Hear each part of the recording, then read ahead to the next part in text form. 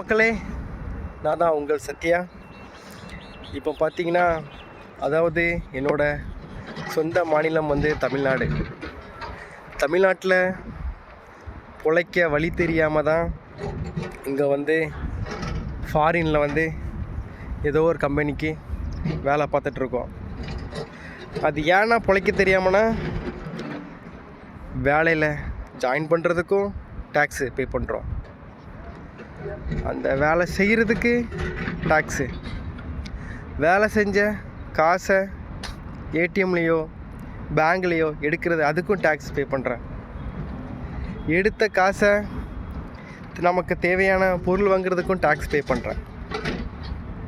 சரிங்களா? சுற்றி முற்றி பார்த்தா எல்லாத்துக்கும் டேக்ஸ் தான். வேலை செய்கிறதுக்கும் செய்கிறதுக்கும் அவன் போடுற பிச்சை காசை வாங்கி அந்த பணத்தை செலவழிக்கிறதுக்கும் டேக்ஸு, எல்லாத்துக்கும் டேக்ஸு. ஆக மொத்தத்தில் பெரிய பெரிய பணக்காரங்களும் கார்ப்பரேட் முதலாளிகளும் அரசியல்வாதிகளும் மட்டும்தான் தமிழ்நாட்டில் வாழக்கூடிய சூழ்நிலையாக இருக்குது. அதுவும் அங்கேயும் வீட்டில் என்ன சொல்லுவாங்கன்னா, 3 நேரம் கஞ்சி குடிச்சிட்டு எப்படியாவது காலத்தை ஓட்டிருங்கப்பான்னு.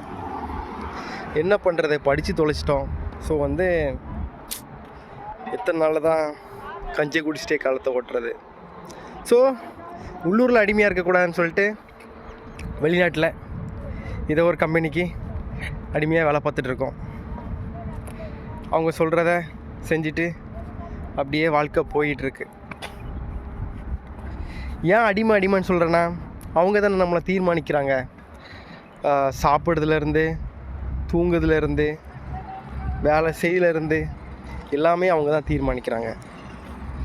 ஸோ அதனால தான் அடிமைன்னு சொல்கிறேன்.